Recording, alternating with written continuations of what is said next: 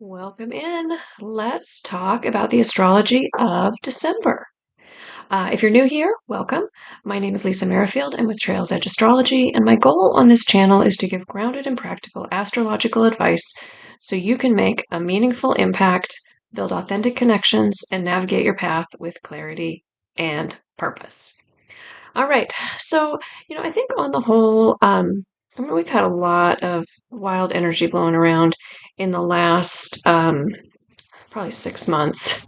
And I think that December, on the whole, is going to be a little bit more cohesive and focused. I'm not sure it won't be equally as frustrating, but I think it will be um, a little bit more cohesive. So hopefully that's a good thing overall. Um, all right, so I kind of broken the month down roughly into about four chunks of time for kind of like energy focuses. So that's what I'll run through today, and I'll give you some dates that I think are going to be significant and some things to work on. All right, so getting started. The first chunk of time, December 1st through 4th or 5th, we start the month off with a new moon in Sagittarius, and Sagittarius is a sign of often called optimism, idealism, wisdom, teachers, and so a new moon in Aquarius, or I'm sorry, a new moon in Sagittarius can kind of bring that buoyancy. We've had a lot of heavy Scorpio work. We've had a lot of other, just harder transits, and so I like this new moon. If you're into intention setting, I think this is a nice one to do this with. It is um, square Saturn, which gives it a little bit of structure to the levity, but both of them are in Jupiter signs. Saturn is in Pisces, and of course the Sun and Moon are in Sagittarius, and so they can speak together, speak to each other in a nice way. So I think honestly, this is the nicest new moon we've had in several months, in my opinion. So yeah, if you're inclined to do intentions, this is a nice one to kind of like, how do I want to end the year? What do I want to finish up before, um, before the solstice on the 21st? During this time period, and as part of this new moon kind of package, we also have a Venus trine Uranus, which is really nice for breaking down some of the structures that we've got going on. Venus is in Capricorn, so very practical about goals and values, and of course Uranus is in Taurus, in that sign of stability and growth. And so they're working together to maybe smooth some of the material transitions that we are hoping to make.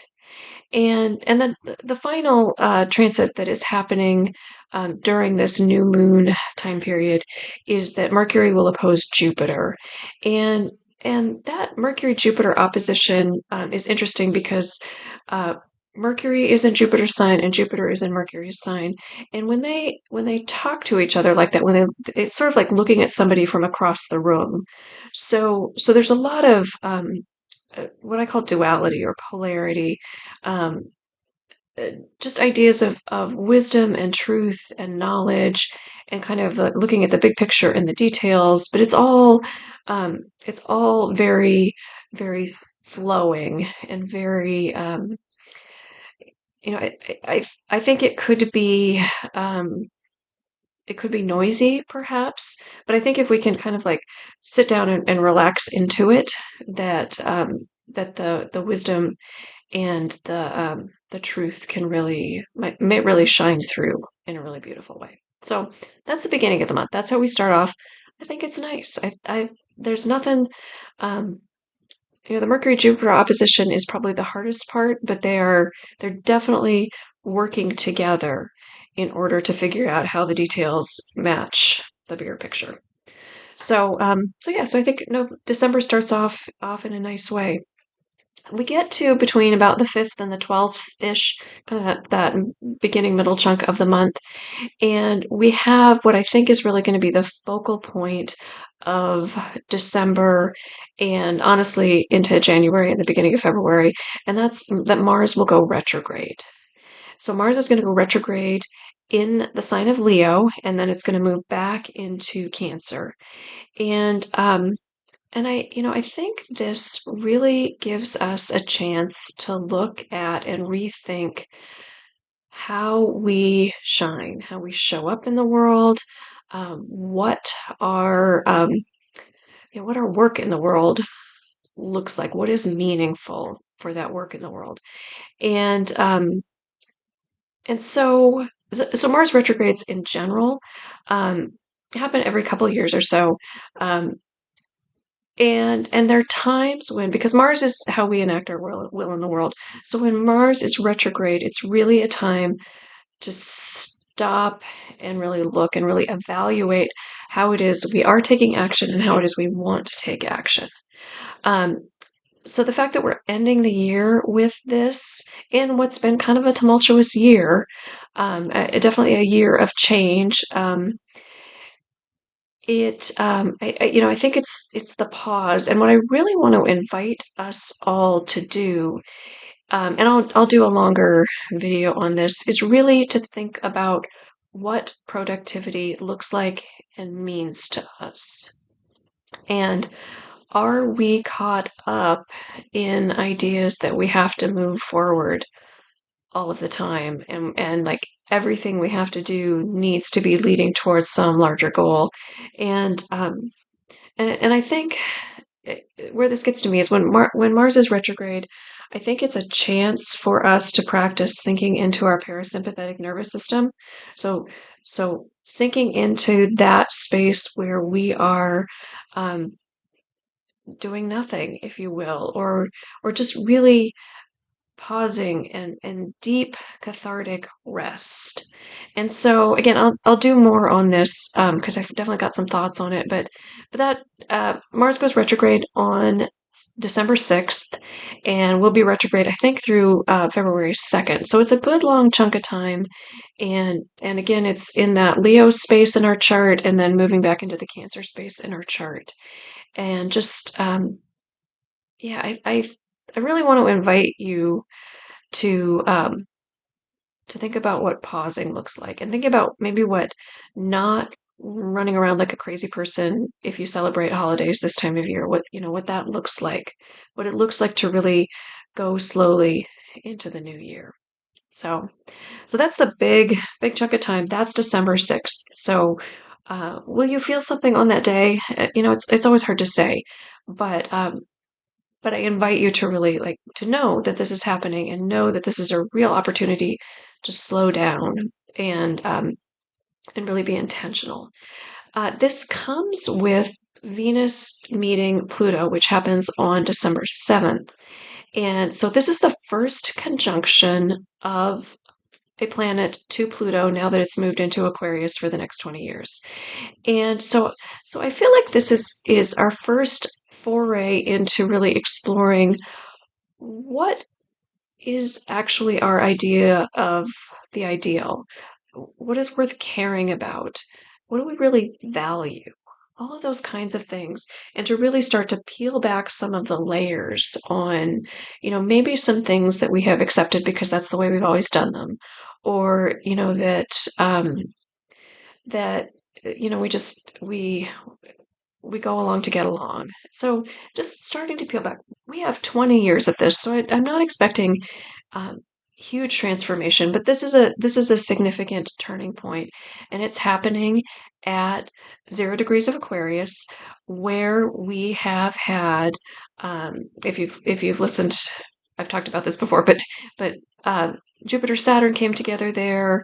Um, the Sun sextiled Pluto at 0 degrees of Aquarius. So we've had this is an active point in the chart, and I think a next step into both personal and societal structural change for all of us. And then finally, in this period, this December 5th through 12th period, we have Venus opposite Mars. So Mars goes retrograde, Venus meets Pluto, and then Venus and Mars meet up and have a conversation. And I think that is potentially really like our will looking at the way we do it. But knowing that Mars is retrograde, Venus might be in a position to say, you know what, like we've changed the vision, we've changed how we feel about something or the way we want to go with something, and then that ability to have that conversation with Mars in in a more receptive state, in a state of not trying to like immediately jump to action, but to really think about what that looks like. So yeah, so I think it's a chance to start to think about how you implement what this potential new vision is without um, the ability, honestly, to really take action right now. So this could be frustrating. This could be a frustrating period of time. I think this is the height of the energy for December, is between about the 5th and the 12th ish, because of all of these significant things that are happening. Um, but I really, I've said it over and over, but let me say it one more time. I really invite you to to use this as a pause and to not feel like you need to jump into action. In fact, I think you're going to be more frustrated if you try to jump into action. This is the time to figure out, what do you value? What work do you really want to do in the world? What does this new vision of yourself and society look like for you? And then slowly start to think about what pieces you need to put in place to make that happen. All right, so that's the middle of the month. We get to the 15th, I guess the actual middle of the month, and we have a full moon in Sagittarius. It's square Neptune. Mercury stations to go direct on that day. I think this is a really, really amazingly lovely full moon. So I said it's a full moon in Sagittarius. The moon is a full moon in Gemini. The sun is in Sagittarius. The moon is in Gemini. So full moon in Gemini, square Neptune, and if you are inclined to cleanse your crystals or your tarot decks or make moon water, like this is the first full moon we probably had in 6 months where I thought, okay, the energy on this one is nice. So cleanse away if you are so inclined. Um, if and maybe you're inclined and maybe you're not inclined to do moon cleansing, but um, it's really like it's a buoyant, joyous moon with that square to Neptune. I think it could have like some vision for the larger purpose, and again, just this feeling into what role do I have in this new world order? What pieces do I want to bring in? There's a ton of change next year, and again, I'll be on shortly to talk through the significant transits of next year. But this is a nice full moon for shining and releasing and just I think feeling abundant and joyful and hopeful. Um, I know many of us have had lots of mixed emotions um, in the last couple months, and this full moon is an optimistic one, and so I think sitting in that is something you should allow yourself. Enjoy. The middle of the month, the full moon on the 15th is a really beautiful, nice, opulent, abundant, loving kind of space. Um, so feel into that. Again, we're still in the Mars retrograde. Mercury's going to go direct, but we're still in the Mars retrograde. So it's not a push on through, put your plans in place. It's still reflective and receptive, but definitely more optimistic, I think. All right, then we get to around the solstice, Christmas, if you celebrate. So between about the 21st and the 27th, of course, on the 21st we have the solstice. The solstice is the day that the sun moves into Capricorn, and it is the shortest day of the year and the longest night of the year. But that means that the light increases through the June solstice, um, at least in the northern hemisphere. In the southern hemisphere, of course, it's reversed. But it is in the northern hemisphere. It's the shortest day of the year, longest night of the year, and really a lovely time uh, to set up New Year intentions. We talk about new moon intentions for the month, but the solstice is a time to set up and to think about like what is it that you want to bring in the new year? What do you want it to look like? What pieces do you need to put in place? But it's a dark time, it's a quiet time. And if you choose to do that, I invite you to do it really receptively. The solstice is also happening just before Jupiter squares Saturn. So rewind to the solstice of 2020.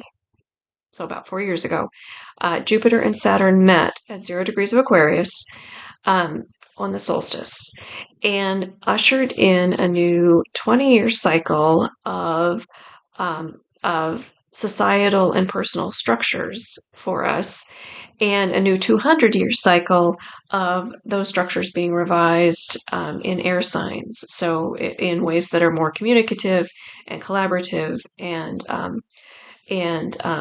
maybe more about ideas than about putting things in place in a material sort of way.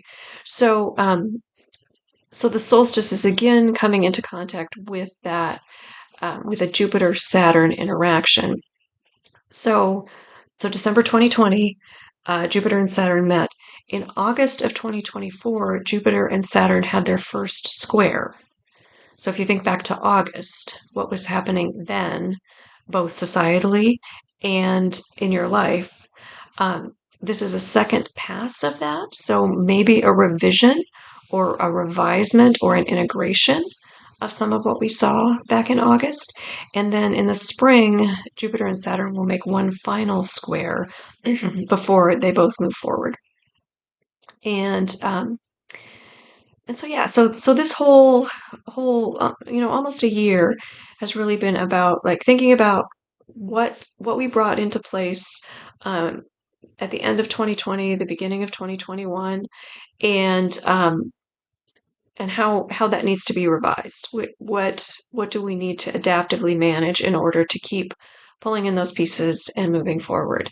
Mercury is also going to be opposite Jupiter and square Saturn during this time. So Saturn and Jupiter will be squaring, and then Mercury is in the piece. So there are ideas and big visions, kind of those mercurial things. There could be some tricks. Mercury sometimes brings some tricks or some tests to us. But yeah, so that solstice time is just I think a real time to explore new ideas and what you might want to come in. And again, harken back to, remember, Mars will be retrograde. So it's not necessarily a time to jump on board, outline your 12-step plan for getting through the year. It's more of a time to think through, feel into what might be coming. We also have a Venus-Uranus square at this time. So at the beginning of the month, we had a Venus-Uranus trine. And at the end of the month, we have this Venus-Uranus square with Venus in Aquarius and Uranus in Taurus. And so that could bring some, some kind of like some thoughts about bringing ideas into action, or ideas translating into how we change some structures. So again, those kinds of pieces. But overall, I think it's a nice solstice with some weightiness to it, with some thoughts on how do we move on? How do we put the pieces together? How do we plan out this next 20 years so that we we are in alignment with the flow, and we are moving ourselves towards the abundant connections that we're hoping to build. And then finally, we end the month on the 30th with a new moon in Capricorn. And this new moon in Capricorn comes just days before Mars opposes Pluto for the second time. So Mars opposed Pluto right before the election. And then it will oppose Pluto on January 3rd. So this new moon is kind of colored by that energy, and that Mars-Pluto opposition can really be frustrating. It's on the Leo Aquarius axis, so it's about the leadership and the people, or going it alone and going it kind of in a collective. It's about fiery passion and kind of more cold, calculated ideals. So the new moon in Capricorn um, will certainly bring in the structure. We think about the solstice and then the first new moon in Capricorn as we've had all this Sagittarian fun and optimism, and that's kind of like where the rubber hits the road and where we put the pieces in place. We haul it back in. We go from Jupiterian rulership, which is big abundance and exuberant, to Saturnian kinds of slow and steady and um, practical and useful kinds of things. And I think it'll be interesting with that Mars Pluto um, opposition in there to see what that brings in. It could be a little bit heated, um, or it may be just a real chance to think about, because Mars is retrograde, to really reflect on what does leadership look like? What does an ideal society or an ideal life look like? This could also be a chance to really um, sink into, like, these are the causes I care about and this is the work I want to do in the world. So that's how we end the year. Again, we'll talk more about that as it gets closer, but I think those are the basics for December. I think it's overall a nice month. I think the energy is most potent around the 5th to the 12th. But I think that the more we can settle into that Mars retrograde and really appreciate the stillness and appreciate reflecting on what productive activity looks like, the happier we will be. All right, with that, my friends, I will sign off and I wish you well. Talk to you soon. Bye.